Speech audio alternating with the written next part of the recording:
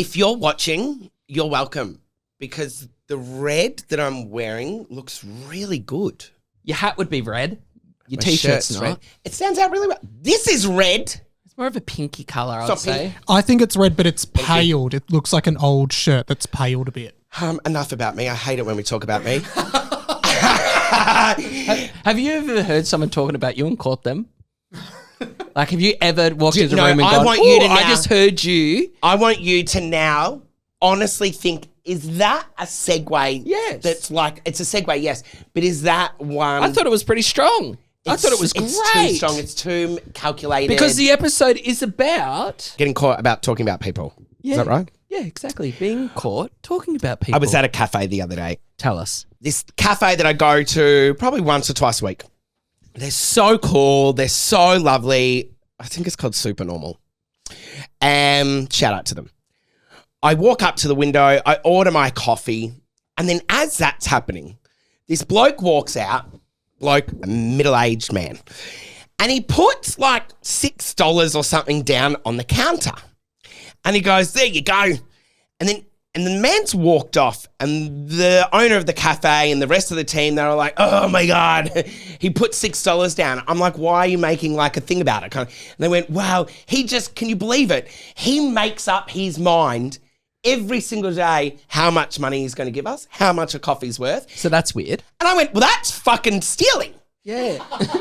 Right? I was like, the fuck? Dare I say it's always under, not over? So Sassy Scott sassing, right? 7 a.m. in the morning at this cafe. I was like, the fuck? That's like he's stealing from you. What the fuck? And he's like, yes, some days he just decides. He gives me $5. Some days he gives me $7. I'm like, that's fucked up. But over the course of the week, he probably breaks it even, you know? If he's Wow. doing 7 No, it some seems like he's days always home- under. I think he's under this Okay, bloke. because if he's doing 7, he'd definitely be over. $7 is expensive Yes, for a correct. fucking Yes. coffee. Yes. And it is, no matter where you Especially live, and no matter on how a much you Saturday earn. when it goes to $8. What the fuck? Yes.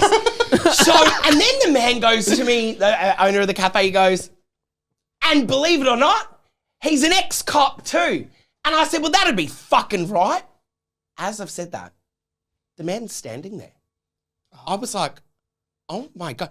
And then he goes, all right then. How much do I owe you? Okay, I feel And- sick. Oh, this is a secondhand embarrassment. I was like, oh God. And I've looked at the man and you could tell this is a customer of his that comes in every day. He probably likes him. They have a joke. But now he's just been sucked in to tell this story about him to me and has kind of bad-mouthed him a little bit. And the man's heard it all. You saw the owner of the cafe's like, just heart, all of it sink, right? And I was like, fuck it, go with it. Because then the guy goes, well, how much do I owe you? I said, well, $6.40 today. And you owe him $20 for the rest of the fucking week. And then the guy was like, really, do I?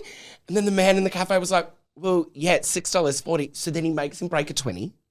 And everyone's just staring now, right? I was feel like, sick. oh my God. Anyway, off he walks and I just owned her. I was like, oh, well, sorted him out. He'll pay the right amount every day. And then That's what you have to do, though. You have to own own it. You have to own it. You can't start Correct. apologizing or else... So you almost have to double down. You do. You That's have what to. I said. Pay him now. You owe him $6.40 for today and $20 for the rest of the fucking month or whatever it was. Now, I've been caught out a few times, but there's one that my mind always goes back to was when I was at uni. And, I feel sick by this. I see I'm really Just think- heightened now too. A lot of you would have been to university, but for those that didn't, your lecturers are almost like...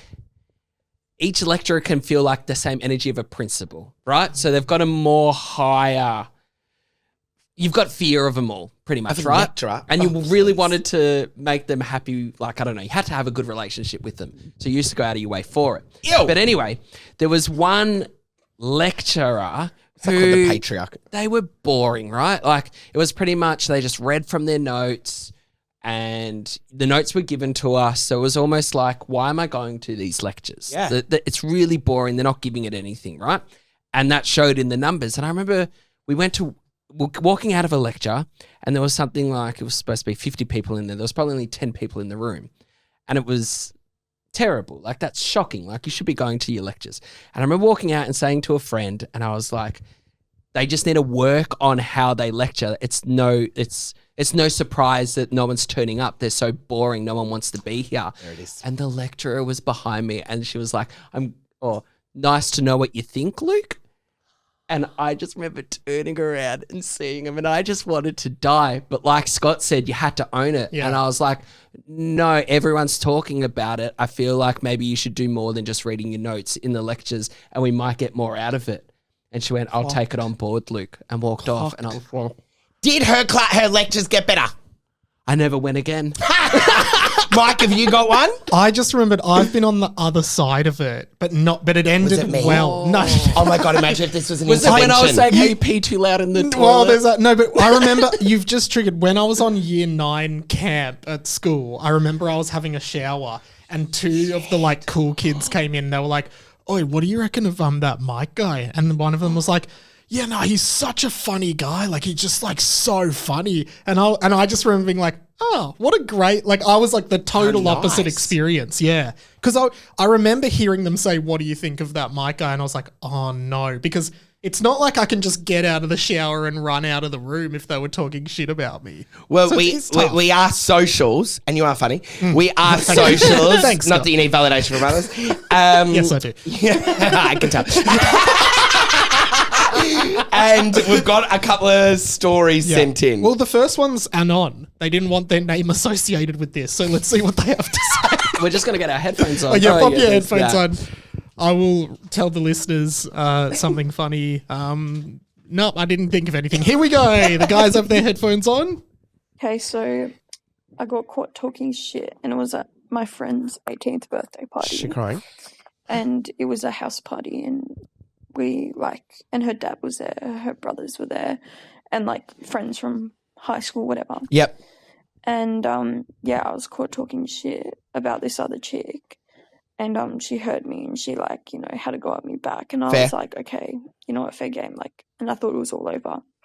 And then the street the house was on, it was a cul-de-sac, and I don't know how, and it was connected to a golf course. No, so golf. I think everyone was outside, smoking, whatever. Yeah. And I was chilling on the street, smoking, whatever. Having a bong. Yep. And then I just see this black Hilux driving past really Toyota. slow. She gets shot. And then it comes around and then gets down in the cul-de-sac Pop, and pop. turns around and comes back again really slow. And I was like, that is so weird. Now they're going to And take then you. my friend, she was a bit further up Run. the street, and that's where the Hilux stopped. And then Toyota. she just yells at me run, run, run. Yeah, there it is. So then I run into the house, and then They came back with bats. I go in a panic. I'm to the dad and her brothers and everyone. I'm like, oh my God, these people have come to bash me. Blah, blah, blah. Yeah. Bro, the dad and her brothers come out onto the street, and the fucking full brawl starts. Her dad is just It's my kind of house going party. fucking crazy, and it was Fuck her off my birthday. lawn. It was her 18th, and her She's dad crying. was fully in a massive brawl, and her brothers too, and They she had was your back. crying so much. I felt so bad for her, but yeah, I didn't realize it would all turn into that just from being caught talking shit. Fuck around and find out. Talk smack about somebody in the street that's going to come around for you. Important lesson to learn there. Yeah. Don't do this. That was very common. I remember that shit happening when I used to go to house parties. That's common. Okay, we got one more. Luke, any thoughts on that? No. God help. Luke's just processing. God help if my No boys notes. ever come home, come running in the house from house parties going, Dad, we're fucked. We got into a fight. All these people are coming. I dread that. Sally sends this one in. Let's make it positive. It was my first job in an office in the city. Yep. And Collins Street. And I know it well. I was in the mail room, and I used to have Men. to answer a lot of the calls and put them through to Letters. different departments, and sometimes I'd just answer the basic questions. And this guy kept ringing, and he was annoying. Oh, no. But he was from a company that he had to deal with, and I put him on hold. No, you didn't. And I said, oh, what a fucking wanker. He's doing my head in. And then I went to transfer him, and I could hear him screaming. I hadn't put him on hold. Next minute, the bosses called me down. Big boss. And I got in big trouble. Yeah, that's dangerous. And funny, we used to call it the Ferrari rule. And it was 40 seconds because once Oh, this is terrible. Once at an agency I worked at, we had done this huge pitch to Ferrari to win this gig.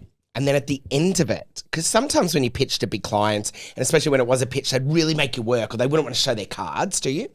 And at the end of this call, when we hung up, so when we put the phone back on, but you got to know we had the speaker on the boardroom phone.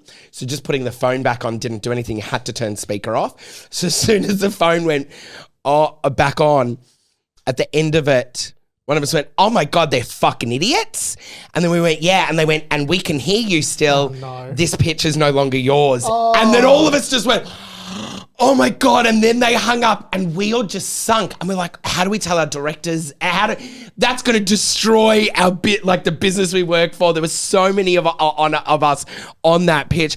And anyway, we called it the 40-second Ferrari rule. And it was after every call, you couldn't talk about whatever the call was about. You all just had a general chit chat and you gave up 40 seconds before you could talk about whatever it was. But I think it's like, It was the worst feeling ever. Like, you bitch about everyone, but you never think people bitch about you. I don't know. It's a weird thing. So when you hear it, it's so confronting. Do people bitch about me? Of course. People, what do you think people say about me? People that don't know me, what do you think they say about me? Read the comment section.